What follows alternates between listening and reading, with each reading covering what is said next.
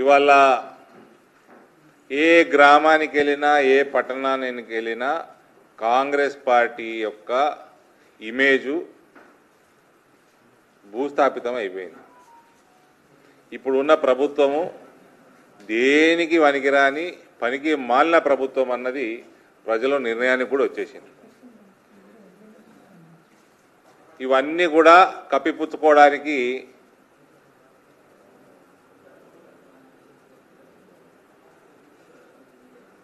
ఉత్తమ్ కుమార్ రెడ్డి ఏదో ఎజెండా పెట్టుకున్నాడు. ఇవాళ డైవర్షన్ టాక్టిక్స్, ఇందులో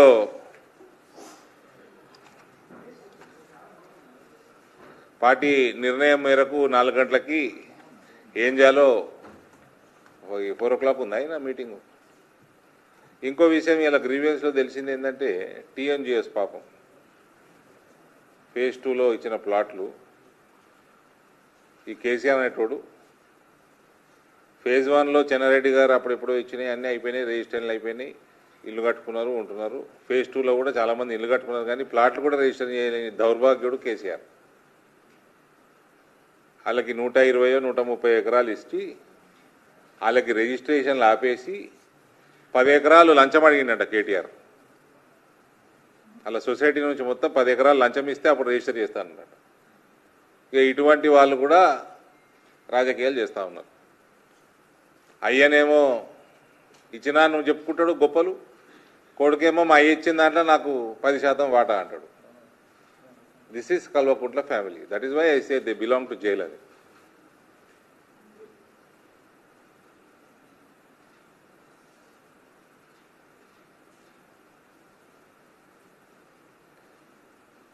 ఇవాళ ఉత్తమ్ కుమార్ రెడ్డి గారి దగ్గరికి వెళ్ళి 4 ఉత్తరాలు వచ్చినాయండి. ఉత్తమ్ ఉత్తరాలు 4 వచ్చినాయి. 4 సార్లు ఫోన్లు వచ్చినాయి. ఏది కాంగ్రెస్ అయినా అంటే ఈయనట్టు సగం టీఆర్ఎస్ సగం కాంగ్రెస్ అయినా ఆయన ఏది ఇంతగా న్యాయమడబడ్డాడని మాట్లాడిన ఫోను. చంద్రబాబు నాయుడు గారు జనకచర్ల ప్రాజెక్టు టేకప్ చేసిందట. దానికి అది తెలంగాణకి ఏదైతే వాటర్ స్కేర్సిటీ కావచ్చు, దీనికి మనం అడ్డుపడాలా. సరే, నేను అన్న జనకచర్ల అంటే ఏం చేస్తున్నాడు అంటే ఆయన గోదావరి కృష్ణ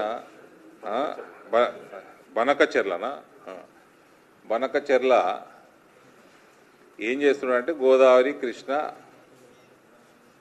పెన్నా కలిపి వాళ్ళు ఏదో ఇక్కడ నుంచి నీళ్ళు ఎత్తిపోసుకొని వాళ్ళు రాయలసీమ ప్రాంతానికి అక్కడ ఏదో క్రియేట్ చేసుకుంటున్నారు వాటర్ ఫెసిలిటీ. దీని చరిత్రకు పోతే కేసీఆర్ దీనికి ఆమోదం పలికిండు. జగన్ సీఎం ఉన్నప్పుడు జగన్ కేసీఆర్ మీటింగ్లు పెట్టుకొని ఇది హిందూ పేపర్ వీళ్ళు 6 గంటల సేపు కూర్చొని ముచ్చట పెట్టి 2 చీఫ్ సెక్రటరీలకు కూడా అడ్వైజ్ చేసిండ్రు. ఏపీ రీఆర్గనైజేషన్ యాక్ట్ ప్రకారం గైడ్లైన్స్ ప్రకారం సిడబ్ల్యూసి గైడ్లైన్స్ ప్రకారం క్లియర్ చేసి కేసీఆర్. మరి టీఆర్ఎస్ వాళ్ళు ఏమంటారు చూద్దాం. ఇవాళ అలా వస్తున్నారా అండి మీటింగ్కి? దేశమంతా సిడబ్ల్యూసి ఉన్నది, కృష్ణా గోదావరి బేసిన్ల బోర్డులు ఉన్నాయి, దానికో గైడ్లైన్స్ ఉంటాయి. తెలంగాణకి అన్యాయం జరగనిచ్చే ప్రశ్నే లేదు. అయితే గమ్మత్ ఏంటంటే ఉత్తమ్ కుమార్ రెడ్డి ఫోన్ చేసి నిన్న, సరే మాట్లాడదామని మాట్లాడినది. ఏందన్నా అంటే రేపు రావాలి మీటింగ్కి, ఇట్లున్నది, మనకు అన్యాయం జరుగుతుంది అంటే ఏం అన్యాయం జరుగుతుందన్న జవాబు ఇవ్వలే. సరే పోనీయండి, మీ ప్రణాళిక ఏంది అన్న, తెలంగాణకి ఎన్ని నీళ్ళు అవసరం పడతాయి ఉందా, ఐడియా ఉందా, మనం ఎంత టీఎంసీ మనము ఆపుకోవాలి, దానికోసం మనం మీరు ఏదైనా ప్రాజెక్టు ప్లాన్ చేసినరా అంటే జవాబు లేదు. ఎంత టీఎంసీ రిక్వైర్మెంట్ ఉందంటే జవాబు లేదు. ప్రాజెక్టులు కట్టడానికి పైసలు ఎడికెళ్ళి తెస్తారు అంటే జవాబు లేదు. మీ ముఖ్యమంత్రి ఏమో జర్నలిస్టులతోటి పబ్లిక్ తోటి అందరితోటి ఎక్కడ పడితే అక్కడ నా దగ్గర పైసలు లేవు, ఎట్లా నడిపేలా రాష్ట్రం అని ఆయన అడుగుకుంటున్నాడు. ఉల్టా మీరు చెప్పాలంట రేవంత్కి ఎట్లా నడపాలనో చెప్పిండ్రా మరి? చెప్పిండ్రా? లేదా ఏం కోసుకో తినాలి. ఆయన ఏమో అట్లా అంటుండు మీ ముఖ్యమంత్రి, మీరేమో ఇట్లా అంటున్నారు. చంద్రబాబు నాయుడు ఆయన పని ఆయన చేసుకుంటూ పోతున్నాడు. మీరు చేస్తున్నారంటే మీకు చేతనైతే లేదు. మిమ్మల్ని కట్టొద్దన్నాడా? ఆయన ఏమంటున్నాడు, సముద్రంలో పోయే నీళ్ళతోటి నేను రాయలసీమ సస్యశ్యామలు చేసుకుంటానని ఆయన అంటున్నాడు. ఇక్కడ తెలంగాణ ముఖ్యమంత్రి, ఇంతకుముందు ఉన్న ముఖ్యమంత్రి, అక్కడ ఉన్న ఆంధ్ర ముఖ్యమంత్రి కలిసిండ్రు, రెండు క్లియరెన్స్లు ఇచ్చుకున్నారు. మీకేమో ఐడియా లేదు. ఇక్కడ ఉన్న కాంగ్రెస్ ప్రభుత్వంకి ఎన్ని టీఎంసీలు అవసరము, ఎన్ని ఆపుకుందాము అంటే గుడ్డి సున్నా, నాలెడ్జ్ లేదు. పైసలు ఎక్కడికి తెస్తారంటే ఐడియా లేదు. ప్రాజెక్ట్ ఎక్కడ కడతారు అంటే ఐడియా లేదు. మరి ఆంధ్రాకి ఏమైనా మీరు రాసిండ్రా అంటే లేదు. సెంటర్కి ఏమైనా రాసిండ్రా అంటే లేదు. అసలు సెంటర్ ఇంకా క్లియరెన్స్ దీని మీద వాళ్ళు పంపించిన రిపోర్ట్, ఇంకా ప్రీ ఫీజిబిలిటీ రిపోర్టే, ఇంకా దాని మీద సెంటర్ ఇంకా కమెంట్స్ కూడా చేయలేదు. ఇది కేవలం లోకల్ బాడీ ఎలక్షన్లో వస్తున్నాయి కాబట్టి కేసీఆర్ డైరెక్షన్ మేరకు తెలంగాణ సెంటిమెంటు పెంచనీకే ఉత్తమ్ కుమార్ రెడ్డి చేస్తున్న పని ఇది. ఈయన పిసిసి ప్రెసిడెంట్ ఉండగా ఆయన చెప్పినట్టే టికెట్లు ఇచ్చిండు ఈయన 2018లో కాంగ్రెస్ టికెట్లు. ఇవాళ ఇప్పుడు మళ్ళీ తెలంగాణ సెంటిమెంట్ లేపుదామని ఇది చెప్పినోడేమో దీనికి క్లియరెన్స్ ఇచ్చాడు ముఖ్యమంత్రిగా. ఇప్పుడు మీటింగ్ పిలిచినోడేమో గుడ్డిసున్న నాలెడ్జ్, జీరో అవగాహన. ఏంటంటే బుడద చల్లాలి బీజేపీ మీద. కేంద్ర ప్రభుత్వం ఇలాంటి వరకు రిపోర్ట్లే చూడలేదు.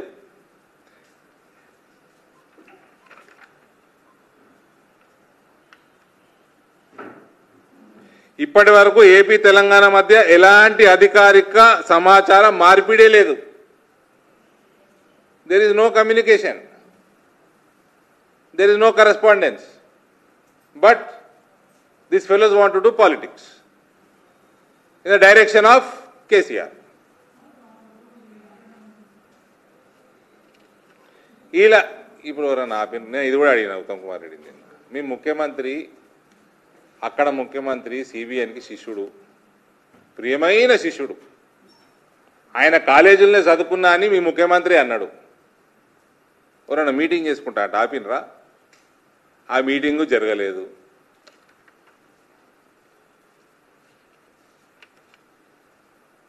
ఎటువంటి నష్టం జరుగుతుందో సిబిఐకి చెప్పిండా రేవంత్? ఆయన గురుగారికి చెప్పుకున్నాడా? అది చెప్పలేదు. లిఖితపూర్వకంగా ఇయ్యలేదు. బస్ మీటింగ్ విలువాలి, బురద వెళ్ళే ప్రయత్నం చేయాలి.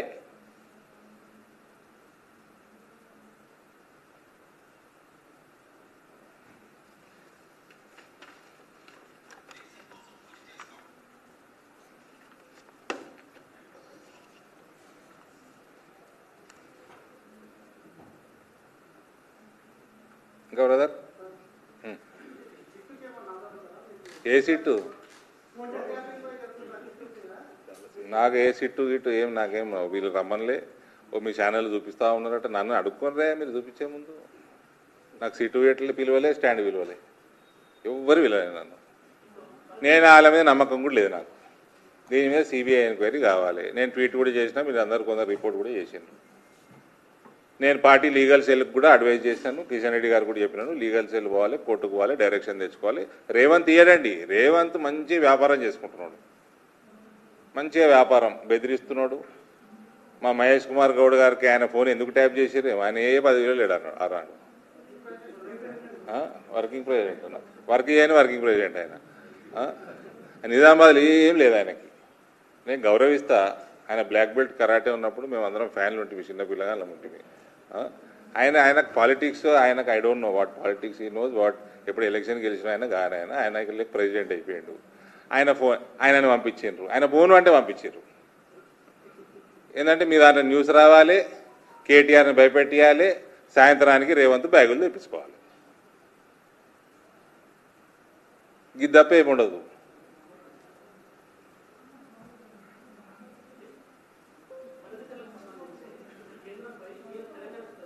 తెలంగాణకి అన్యాయం జరగనిచ్చి ఒక్క రైతుకి ఒక్క ఎకరానికి అన్యాయం జరగనిచ్చి ప్రశ్నే లేదు. There is no question. What I'm saying is Uttam Kumar రెడ్డికి అవగాహననే లేదు. తెలంగాణకి ఎన్ని నీళ్లు కావాలి, ఫర్దర్గా మీ రిక్వైర్మెంట్ ఏంది, దానికి తగ్గట్టు మీ ప్రాజెక్టుల ప్రణాళిక ఏంది, మీ ఫైనాన్షియల్ క్లోజర్ అయిందా, ఫండ్స్ ఏడికెళ్ళి రేజ్ చేస్తారు. మీ ముఖ్యమంత్రి ఏమో బిచ్చపట్టుకొని తిరుగుతూ ఉన్నాడు, చిప్పబట్టుకొని. ఎట్లా నడపాలనో రాష్ట్రం ప్రజల్ని అడుగుతున్నాడు. మీ ముఖ్యమంత్రి ఏమో ఆంధ్ర ముఖ్యమంత్రి ప్రియ శిష్యుడు. గురుగారి దగ్గరకు పోయి ఒక మీటింగ్ అన్న చేసిండా, ఒక లెటర్ అన్న రాసిండా, ఇవన్నీ ఏం లేదు. లొట్టపీసు కేంద్ర ప్రభుత్వం మీద బురద చల్లాలి. భారతీయ జనతా పార్టీ కేంద్ర ప్రభుత్వం అయినా ఇదైనా we will go as per the guide lines of CWC and hour both Godavari Krishna boards.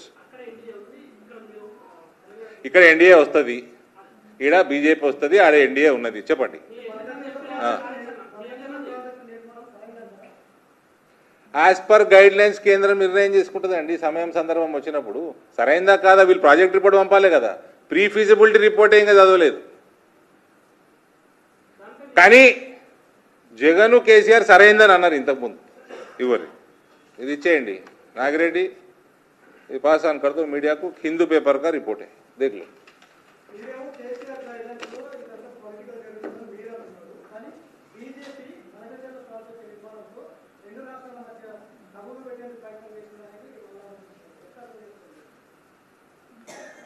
We will go, central government obviously will go as per CWC guidelines. Simple. మేము ఈ 2 రాష్ట్రాలే నడుపుతలేమండి, 28 రాష్ట్రాలు నడుపుతున్నాం. ప్రభుత్వంలో ఉన్నా మ్యాక్సిమం మేమే ప్రభుత్వంలో ఉన్నాం.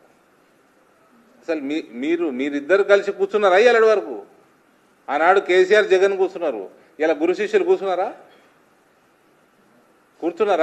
అసలు మీ బాధ లేనిది లిఖితపూర్వకంగా ఇచ్చిండ్రా? ఎవరికన్నా కేంద్రానికి ఇచ్చిండ్రా? మీరు పంచుకున్నారా? ఏమి ఇబ్బందులు రావచ్చో ఎక్స్చేంజ్ చేసుకున్నారా views?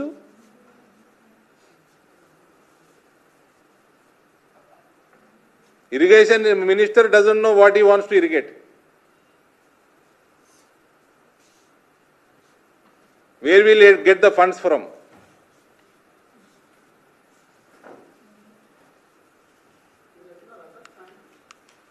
Party will decide who to go, who will go.